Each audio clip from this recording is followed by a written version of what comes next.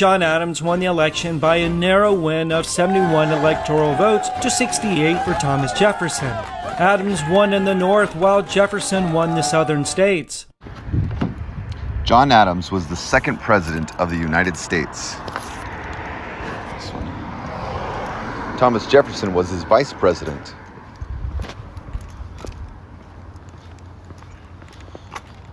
They disagreed a lot. You once told me that I would always have your friendship. You have it now. Yes, but not your support. Not your support. Dear Thomas. And you, John.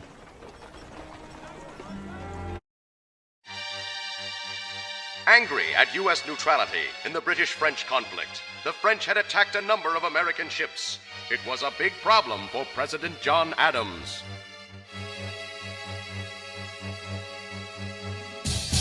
The French keep attacking American ships. What shall I do?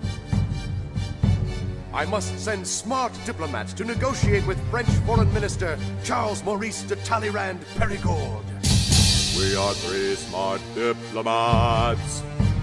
We want to negotiate. Please send us to France. My dream has come true. Surely Charles Pickney, John Marshall, and Elbridge Gerry will successfully negotiate. Well, what are you waiting for?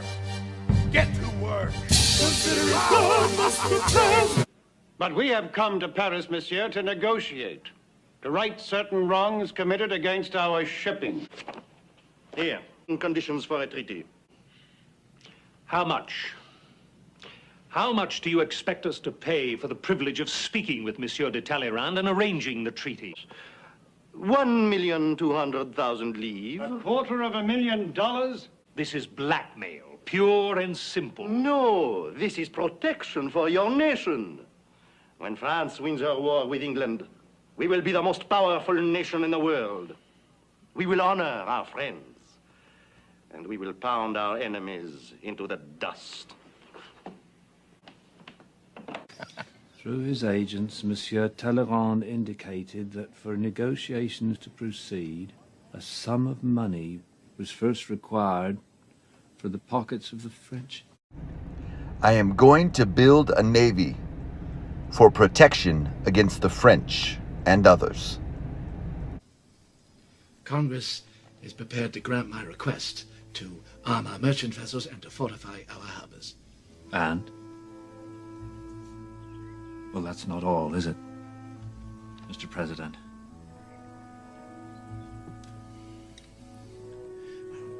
Should the need arise, we must be prepared to defend our borders with an army, yes.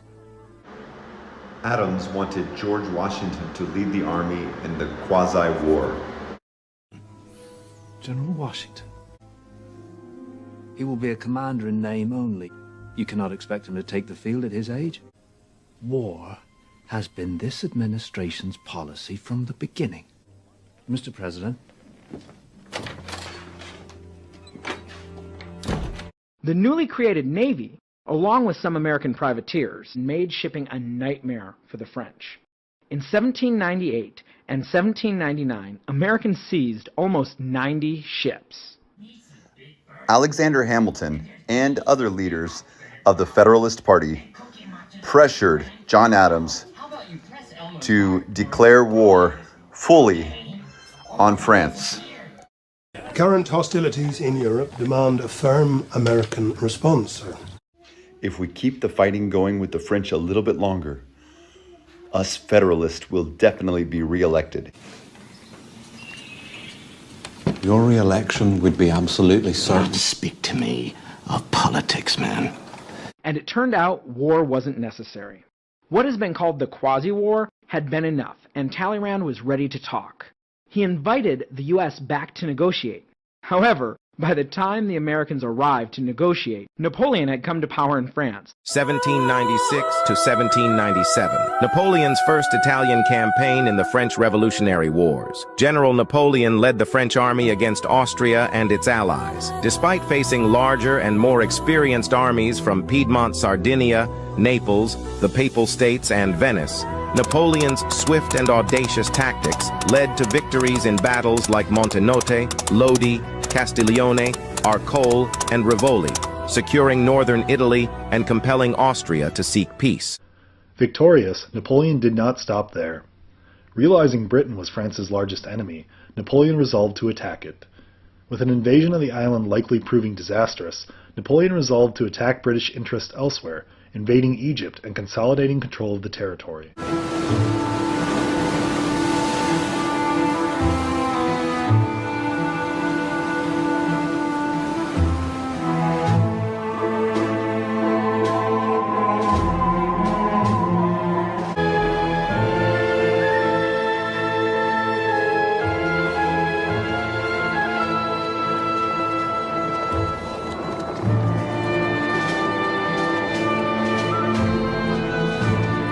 Gentlemen, the pyramids.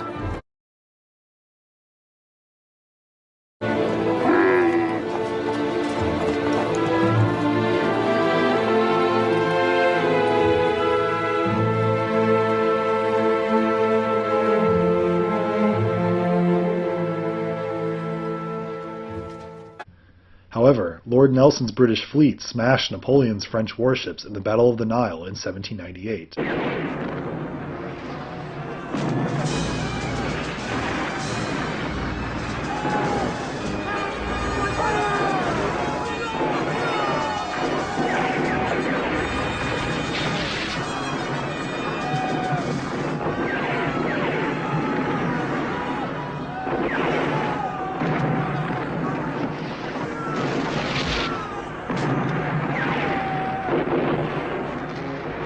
Bring her around. Aye, aye, sir.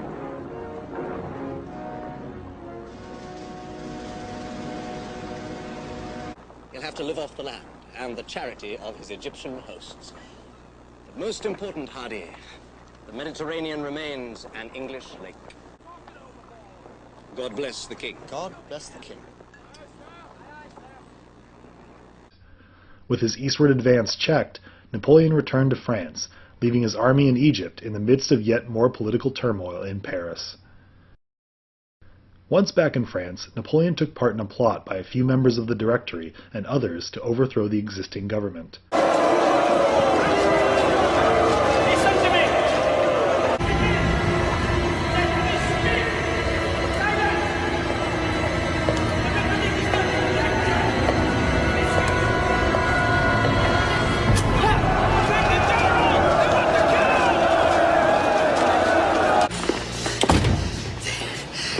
They tried to stab me. We failed. All is lost. Bonaparte, what are you going to do? I'm going back in there. The representatives of our nation are in mortal danger. Consequently, I order you to invade this assembly. Immediately! We know what to do! Come on! I order you to leap under the protection of the army!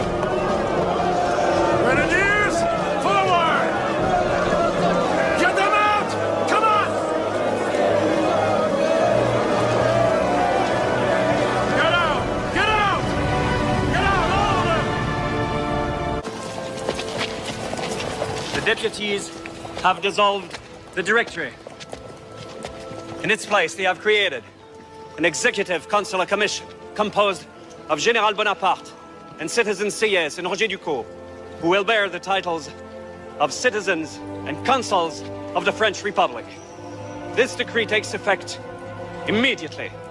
Officers, present arms to the consuls of the Republic. Off! Long live Bonaparte!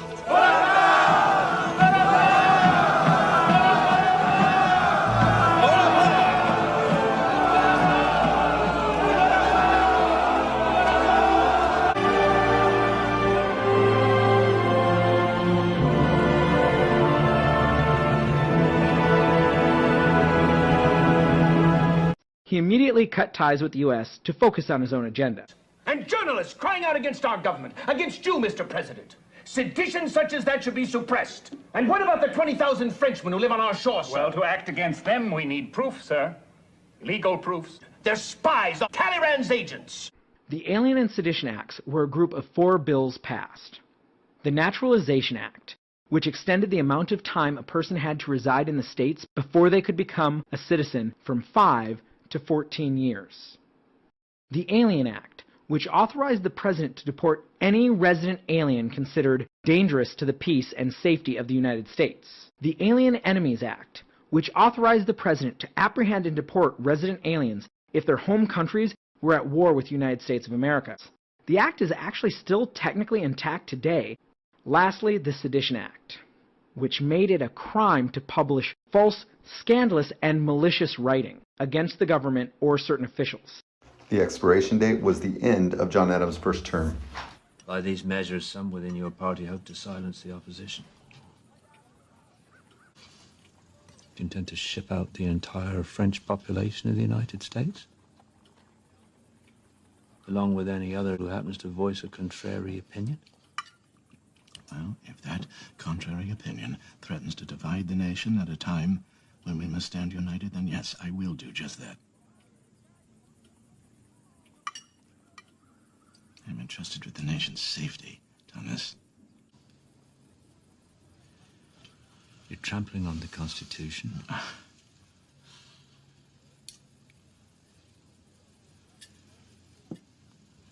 The Alien and Sedition Acts are one of the major factors in President Adams not winning a second term. There it is. In November 1800, John Adams and his wife moved into the White House. It was just before the re-election. Mr. President.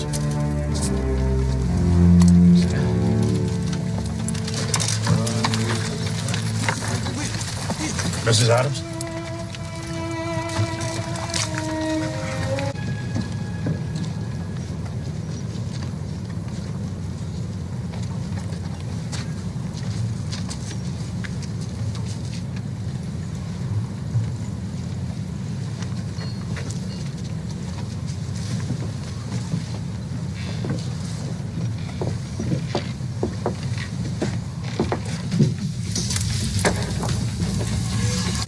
Half-fed slaves building our nation's capital.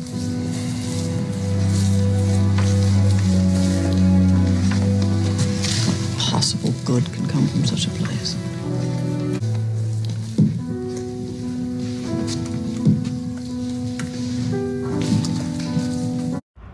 John Jay, I would like to appoint you to be the Supreme Court Chief Justice again. Will you do it? Yes, I will. You know what, I've given it some thought and I can't be Chief Justice again. I am sorry. Well, John Marshall, my Secretary of State, who should I pick as Chief Justice? I don't know. I believe I should pick you, John Marshall, as the new Supreme Court Chief Justice.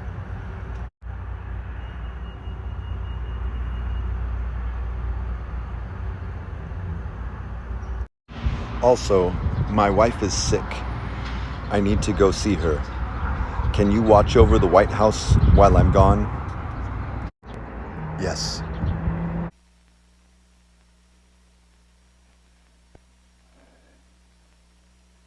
I want to go home. The lasting legacy of his presidency is the midnight appointments. The power of the Federalists was annihilated in the election of 1800. They lost both houses of Congress, and Thomas Jefferson, a Democratic Republican, won the presidency. During the lame duck phase, from the time of the election until the new government is sworn in, President Adams and the Federalist Congress passed the Judiciary Act of 1801. It is the same legislation that Adams had proposed early in his term. Adams used his authority under this act to pack the courts with Federalist judicial appointments, during the final 2 months and up to the last days of his administration. These appointments would lose of judicial review in the American political process and many other important advents of the development of the judicial system.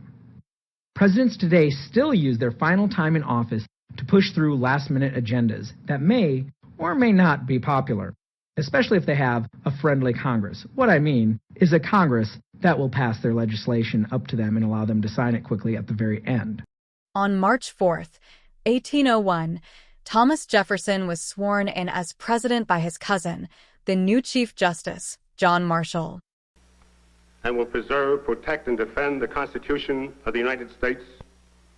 I do so solemnly swear that I will faithfully execute the office of the President of the United States and will preserve, protect, and defend the Constitution of the United States. During the presidency of John Adams, Paul I ruled Russia after the death of his mother, Catherine the Great. Your Highness, Her Imperial Majesty, tonight has died from a sudden stroke. The first thing I'm going to do is put down any ideas that I am not the legitimate person for the throne. Also, any letter that says that my son Alexander should be king instead will also be put down.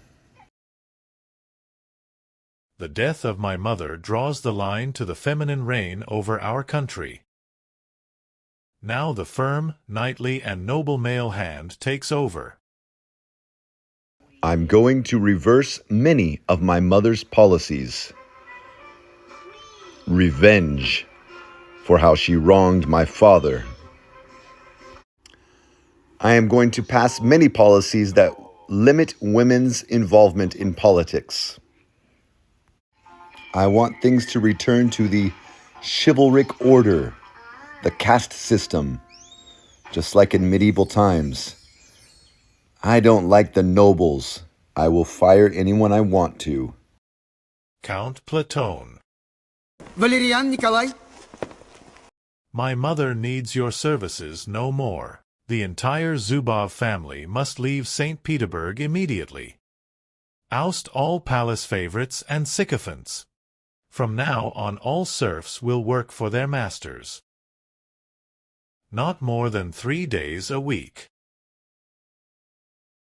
All government services to start working at 6 a.m. No. At 5 a.m. I'll take on you cheats. I'm obsessed with military discipline. And the dress code is important. The uniforms must be perfect as I desire. We are going to attack Iran.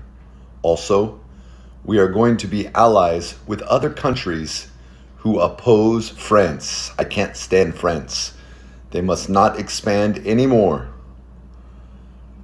I took it personally when they attacked the island of Malta, where the Knights Hospitaliers are located.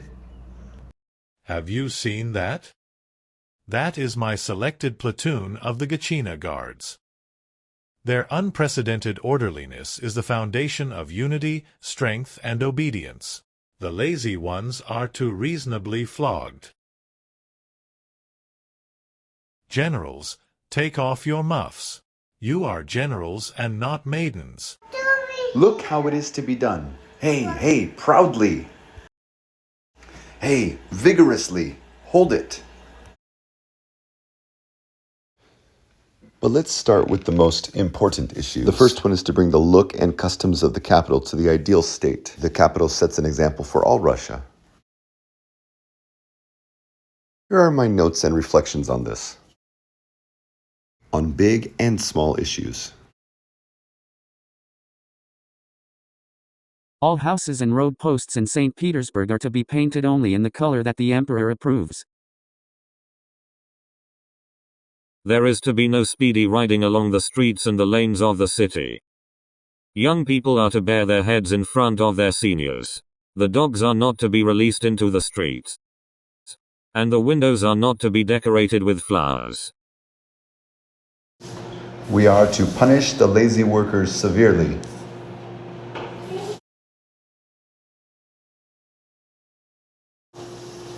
And reward the diligent workers lavishly. Prepare a decree, Count.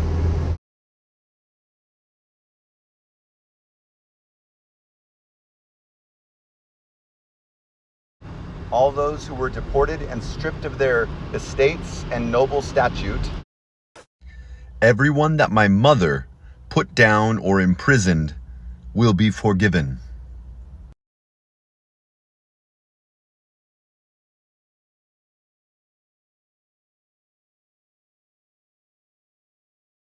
Vouch that nothing will happen to my dad. I swear I'll do anything that's within my forces, my power. But stop the madman with a razor. Please sign this and all is over. What is that? A manifesto about the abdication of the Emperor Paul and the ascension of his son Alexander to the throne. I'll sign.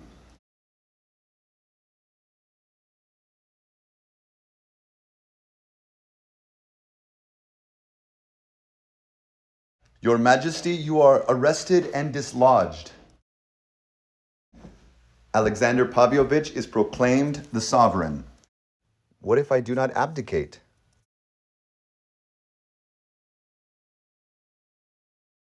How will you kill me? Come on. Your Majesty. Count Palin. The dad has been killed. You are a murderer. So am I.